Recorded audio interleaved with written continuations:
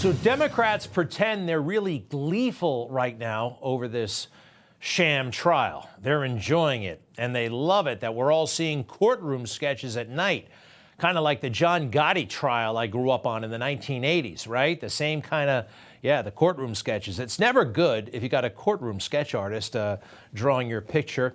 Donald Trump is confined, treated like a common criminal. He's actually able to lead like no other. Even in these circumstances, he is providing more leadership than Joe Biden. When he comes out in the morning and after court, what's he talking about? Important issues that Joe Biden is afraid to touch. Anti-Semitism, illegal immigration, the border crisis. You cannot interview Joe and bring up any of these issues. Not one. It's a precondition. And Donald Trump, I mean, listen. This whole country is up in arms, breaking into colleges, knocking the hell out of Columbia University. I mean, they took over. I know the building very well. They took over a building. That is a big deal. And I wonder if what's going to happen to them will be anything comparable to what happened to J6. Because they're doing a lot of destruction, a lot of damages, a lot of people getting hurt very badly. I wonder if that's going to be the same kind of treatment they gave J6. What a great point. You know, the worst penalty I'm hearing for those maniacs up at Columbia University, the pro-terrorist marauders, that they might get suspended. They may get suspended from school. Ooh, like an 8th grader who got caught smoking in the bathroom, right? Maybe expulsion, but really suspension seems to be on the table. Now, with all this stuff going on at home, abroad, what is Joe Biden actually talking about?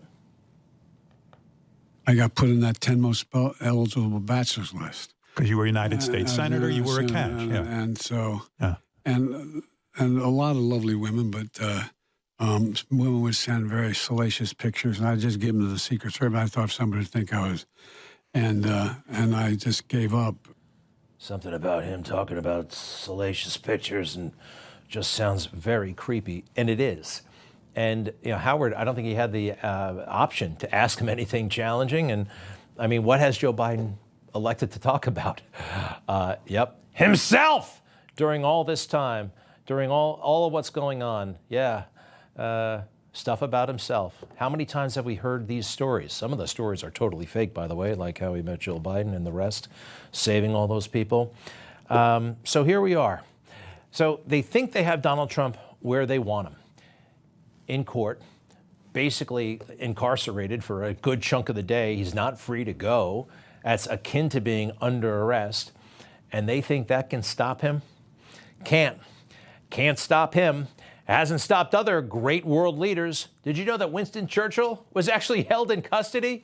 Yeah, there he is as a POW with his hands cuffed behind his back. How about Lech Walesa, the labor leader? Yeah, they jailed him right before he became president of Poland. And we can go on like this. Václav Havel, the poet, in jail before he became president. Gandhi, of course, they kept him locked up. Erdogan, who is currently the president of Turkey, right? He was arrested for, I think, reading a poem that the establishment didn't like over there. Martin Luther King, of course. And what about Nelson Mandela? All right, so Donald Trump is in very good company, and he's talking about the issues.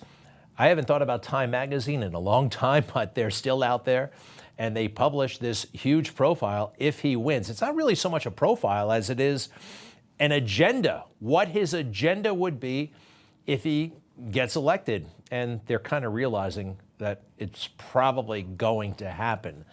Now, they pretend they're horrified by the prospect, and they're trying to make everything he plans to do sound ominous and apocalyptic, but it's really not. Let's go through it, shall we? What emerged in 2 interviews with Trump and conversations with more than a dozen of his closest advisors and confidants were the outlines of an imperial presidency that would reshape America and its role in the world, okay? Trump told me he would be willing to build migrant detention camps and deploy the U.S. military both at the border and inland. All right, does that sound draconian? Does that sound unnecessary? Does that sound like a power play? Let's look at the problem.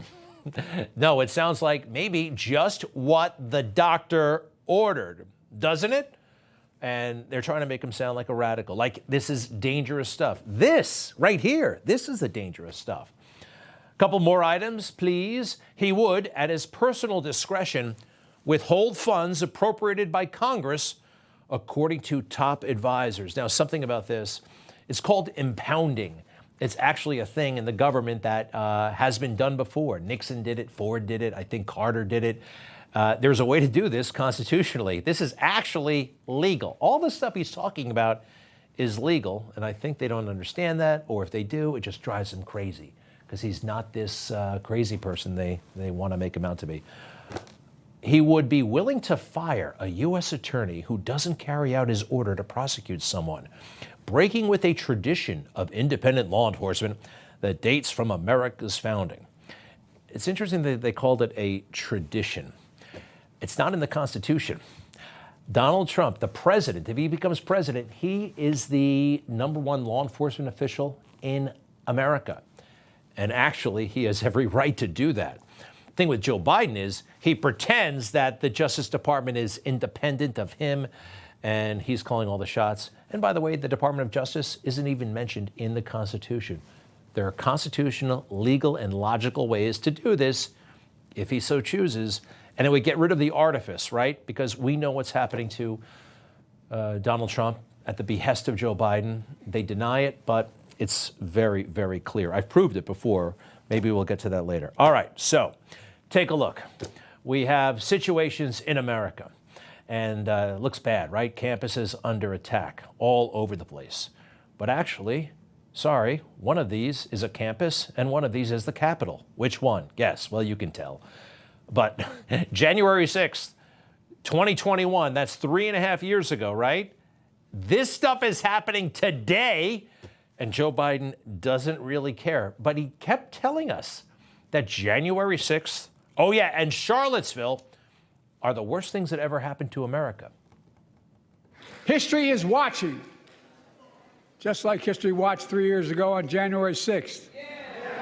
When insurrectionists stormed this very Capitol and placed a dagger to the throat of American democracy. But then along came Charlottesville in August of 2017. Something I never thought I'd see in America. We saw people marching out of fields with lighted torches, literally carrying swastikas. Other law enforcement agencies were attacked and assaulted before our very eyes, speared, sprayed, stomped on, brutalized. All right, you get the picture. He's always talking about Charlottesville. He's always talking about January 6th. Can we put it all into a little bit of perspective, please? January 6th, not a great day, but it wasn't even a day. It was 4 hours long, 4 hours from start to finish. Charlottesville, also not a good day. It was about 5 hours long. How long have we seen anti-Semitic protests and violence all across this country? Since October of 2023. We're pushing 7 months of this nonsense. 7 months. And Joe Biden has facilitated it, coddled it. He doesn't want to lose Ilhan Omar or AOC. He can't. He's having the time of his life. While our country gets engulfed in about 1,000 Charlottesvilles and about 10,000 January 6s, he's happy. Remember that, please. All right, next, please. So he is in court, and something interesting about what they're calling him in court and what they're not allowed to call him in court. To me, to anybody, to any sane person, even if you don't like him, it's Mr. President, right? Mr. President, President Trump. I mean, even political rivals of different parties, if you're president, you get to be president for the rest of your life. I salute my predecessor, President Bush, for his half-century of service to America. I thank President Bush for his service to our nation. President Carter, President Clinton, President Bush, President Obama. Wow, that's a lot of presidents. Everybody, it's a term of respect, right? I mean, if you earned it, you don't get all the perks, you don't get all the power, but at least you get the title. Watch what happened in court. I can't believe this. So this is the attorney for Trump questioning Pecker. You knew you had an important It was about a phone call. Yes, he said, Donald Trump is in the phone. Not everybody speaks, it's a little bit the way people talk. When you got on the phone, you knew it was President Trump, right? Next page, please. Mr. Steinglass, the district attorney. Objection. The court. Sustained. Question. You talked to President Trump that day in connection with the meeting, right? Mr. Steinglass. Objection. All right, what's your objection, the judge says. Mr. Steinglass. He wasn't President Trump in June of 2016. And the judge says, sustained, sustained, sustained. Are you kidding me? The Chief Justice of the United States should run in there and grab him and say, you are, I don't know if he can do that, but this is total and hideous bias.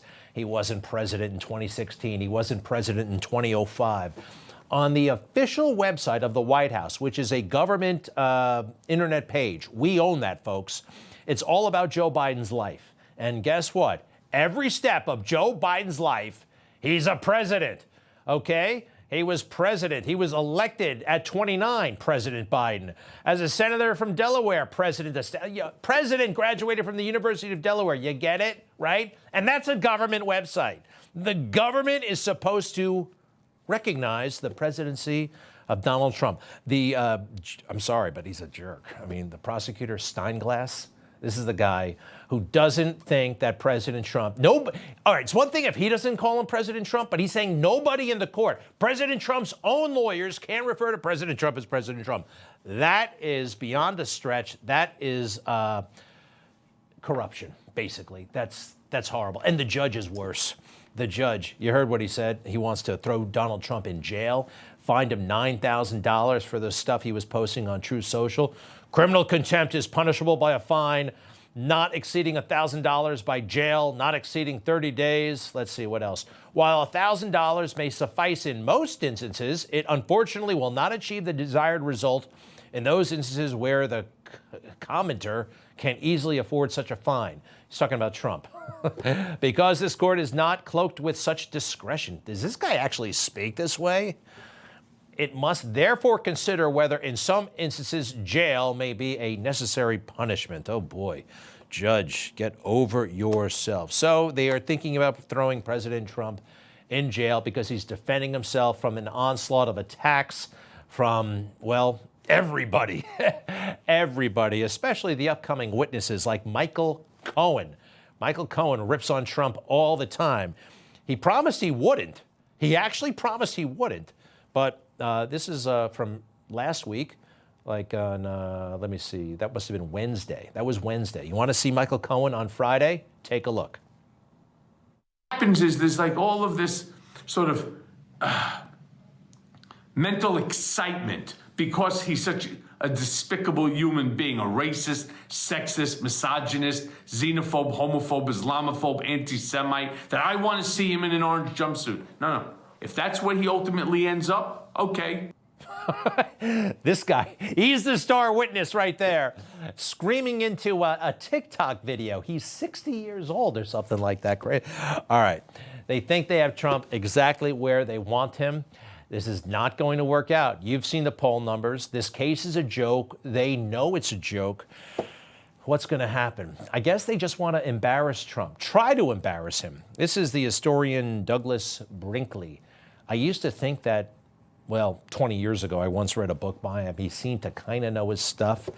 A presidential historian. He's been on panels all week talking about what a historic moment this is for the country. You want to see this guy in action? Take a look. I just can't imagine Melania Trump dealing with McDougal and Daniels. How many others are out there? Is my husband a serial philanderer? And I don't know how that works in a domestic environment. Wow.